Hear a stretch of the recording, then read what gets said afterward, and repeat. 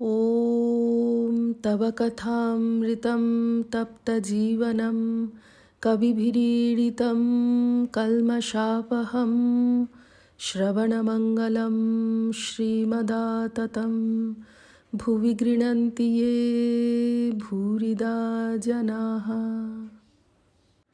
শ্যামপুকুর বাটিতে ভক্ত সঙ্গে ঠাকুর শ্রীরামকৃষ্ণ 1885 22 অক্টোবর। শ্রীরামকৃষ্ণ।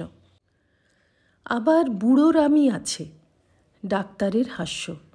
বুড়োর অনেকগুলি পাশ, জাতি, অভিমান, লজ্জা, ঘৃণা, ভয়, বিষয়বুদ্ধি, পাটোয়ারি, কপটতা। যদি কারুর উপর আকোচ হয় তো সহজে যায় না, হয়তো যতদিন বাঁচে ততদিন যায় না। তারপর পাণ্ডিত্যের অহংকার, ধনের অহংকার। বুড়োর আমি, কাঁচা আমি। ডাক্তারের প্রতি 4-5 জনের জ্ঞান হয় না। যার বিদ্যার অহংকার, যার পাণ্ডিত্যের অহংকার, যার ধনের অহংকার, তার জ্ঞান হয় না। এসব লোককে যদি বলা যায় যে অমুক জায়গায় বেশ একটি সাধু আছে, দেখতে যাবে, তারা অমনি নানা ওজোর করে বলে যাব না।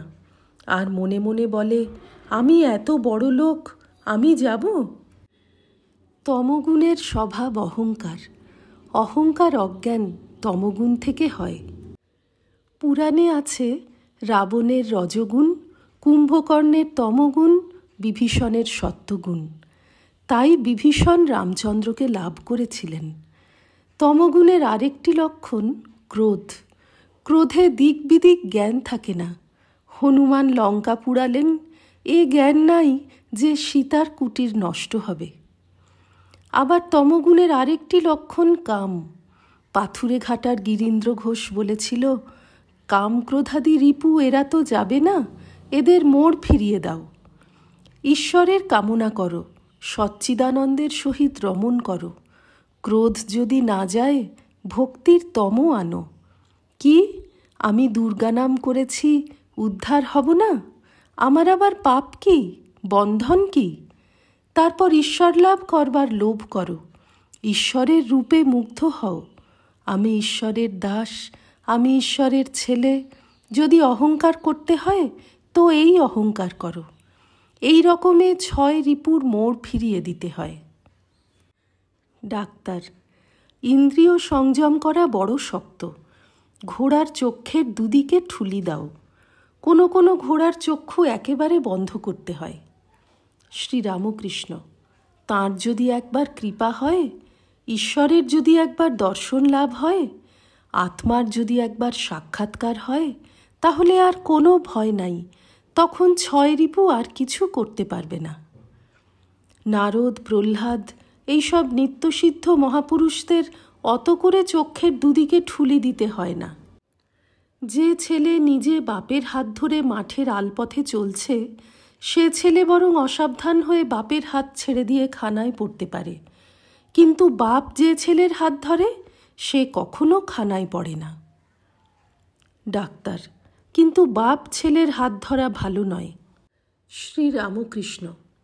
তা নয়, মহাপুরুষদের বালক স্বভাব। ঈশ্বরের কাছে তারা সর্বদাই বালক, তাদের অহংকার থাকে না। তাদের সব শক্তি ঈশ্বরের শক্তি, বাপের শক্তি, নিজের কিছুই নয়। এইটি তাদের দৃঢ় বিশ্বাস।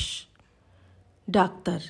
আগে ঘোড়ার চক্ষের 2 দিকে ঠুলি না দিলে ঘোড়া কি এগুতে চায়? রিপু বশ না হলে কি ঈশ্বরকে পাওয়া যায়? শ্রীরামকৃষ্ণ। তুমি যা বলছো ওকে বিচার পথ বলে, জ্ঞানযোগ বলে। ও পথেও ঈশ্বরকে পাওয়া যায়। জ্ঞানীরা বলে আগে চিত্তশুদ্ধি হওয়া দরকার, আগে সাধন চাই, তবে জ্ঞান হবে। ভক্তিপথেও তাকে পাওয়া যায়। যদি ঈশ্বরের পাদপদ্মে একবার ভক্তি হয়, যদি তাঁর নাম গুণগান করতে ভালো লাগে, ইন্দ্রিয় সংযম আর চেষ্টা করে করতে হয় না। রিপুবশ আপনা আপনি হয়ে যায়। যদি কারো পুত্রশোক হয়, সেদিন সে কি আর লোকের সঙ্গে ঝগড়া করতে পারে, না নিমন্ত্রণে গিয়ে খেতে পারে? সে কি লোকের সামনে অহংকার করে বেড়াতে পারে, না সুখ সম্ভোগ করতে পারে? বাদুলে পোকা যদি একবার আলো দেখতে পায়, তাহলে কি সে আর অন্ধকারে থাকে? ডাক্তার সহাস্যে, তা পুড়েই মরুক, সেও শিকার। শ্রীরামকৃষ্ণ, না গো, ভক্ত কিন্তু বাদুলে পোকার মতো পুড়ে মরে না। ভক্ত যে আলো দেখে ছুটে যায়, সে যে মনির আলো। মনির আলো খুব উজ্জ্বল বটে, কিন্তু স্নিগ্ধ আর শীতল। এ আলোতে গা পুড়ে না, এ আলোতে শান্তি হয়, আনন্দ হয়। বিচার পথে, জ্ঞানযোগের পথে তাঁকে পাওয়া যায়, কিন্তু এ পথ বড় কঠিন। আমি শরীর নই, মন নই, বুদ্ধি নই। আমার রোগ নাই, শোক নাই, অশান্তি নাই। আমি সচ্চিদানন্দ স্বরূপ। আমি সুখ দুঃখের অতীত। আমি ইন্দ্রিয়ের বশ নই। এসব কথা মুখে বলা খুব সোজা, কাজে করা, ধারণা হওয়া বড় কঠিন। কাঁটাতে হাত কেটে যাচ্ছে, দরদর করে রক্ত পড়ছে, অথচ বলছি, কই কাঁটায় আমার হাত কাটে নাই, আমি বেশ আছি। এসব বলা সাজে না। আগে ওই কাঁটাকে জ্ঞানাগ্নিতে পোড়াতে হবে তো। অনেকে মনে করে বই না পড়ে বুঝি জ্ঞান হয় না, বিদ্যা হয় না। কিন্তু পড়ার চেয়ে শোনা ভালো, শোনার চেয়ে দেখা ভালো। কাশীর বিষয় পড়া, কাশীর বিষয় শোনা আর কাশী দর্শন অনেক তফাৎ। আবার যারা নিজে শতরঞ্জ খেলে, তারা চাল তত বুঝে না, কিন্তু যারা না খেলে উপর চাল বলে দেয়, তাদের চাল ওদের চেয়ে অনেকটা ঠিক ঠিক হয়। সংসারী লোক মনে করে আমরা বড় বুদ্ধিমান, কিন্তু তারা বিষয়াসক্ত। নিজে খেলছে, নিজেদের চাল ঠিক বুঝতে পারে না। কিন্তু সংসারত্যাগী সাধুলোক বিষয়ে অনাসক্ত, তারা সংসারীদের চেয়ে বুদ্ধিমান। নিজে খেলে না, তাই উপর চাল ঠিক বলে দিতে পারে।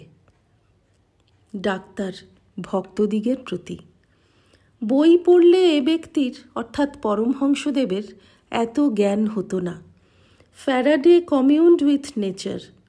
প্রকৃতিকে ফ্যারাডে নিজে দর্শন করত, তাই অত সায়েন্টিফিক ট্রুথ ডিসকভার করতে পেরেছিল। বই পড়ে বিদ্যা হলে অত হতো না। Mathematical formulae only throw the brain into confusion. Original ইনকোয়ারির পথে বড় বিঘ্ন এনে দেয়। শ্রীরামকৃষ্ণ ডাক্তারের প্রতি, যখন পঞ্চবটিতে মাটিতে পড়ে পড়ে মাকে ডাকতুম, আমি মাকে বলেছিলাম, মা আমায় দেখিয়ে দাও, কর্মীরা কর্ম করে যা পেয়েছে, যোগীরা যোগ করে যা দেখেছে, জ্ঞানীরা বিচার করে যা জেনেছে, আরও কত কি তা কি বলবো। আহা, কি অবস্থাই গেছে, ঘুম যায়। এই বলিয়া পরমহংসদেব গান করিয়া বলিতে লাগিলেন, ঘুম ভেঙেছে আর কি ঘুমাই, যোগে জাগে জেগে আছি। এখন যোগনিদ্রা তোরে দিয়ে মা, ঘুমেরে ঘুম পাড়াইছি। আমি তো বইটই কিছুই পড়িনি, কিন্তু দেখো, মার নাম করি বলে আমায় সবাই মানে। শম্ভু মল্লিক আমায় বলেছিল, ঢাল নাই তরোয়াল নাই, শান্তিরাম সিং। সকলের হাস্য। শ্রীযুক্ত গিরিশচন্দ্র ঘোষের বুদ্ধদেব চরিত অভিনয় কথা হইতে লাগিল। তিনি ডাক্তারকে নিমন্ত্রণ করিয়া ওই অভিনয় দেখাইয়াছিলেন। ডাক্তার উহা দেখিয়া যার পর নাই আনন্দিত হইয়াছিলেন। ডাক্তার গিরিশের প্রতি, তুমি বড় বদলোক, আমায় রোজ থিয়েটারে যেতে হবে। শ্রীরামকৃষ্ণ মাস্টারের প্রতি, কি বলছে আমি বুঝতে পারছি না।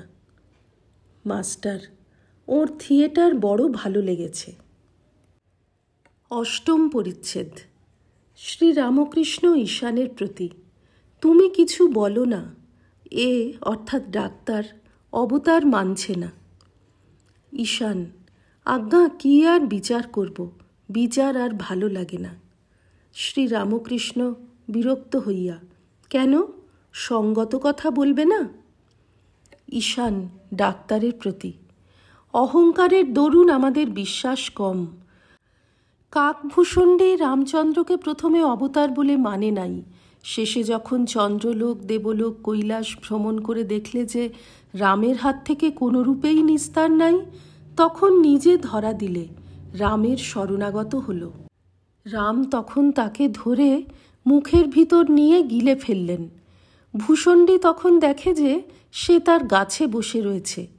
অহংকার চূর্ণ হলে কাকভূষণ্ডী জানতে পারলে যে রামচন্দ্র দেখতে আমাদের মতো মানুষ বটে, কিন্তু তাঁরই উদরে ব্রহ্মাণ্ড, তাঁরই উদরের ভিতর আকাশ, চন্দ্র, সূর্য, নক্ষত্র, সমুদ্র, পর্বত, জীব, জন্তু, গাছ ইত্যাদি।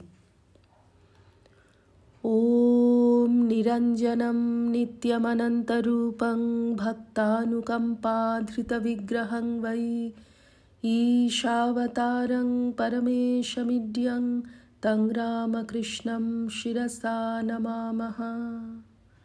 শ্রীরামকৃষ্ণার্পণমস্তু।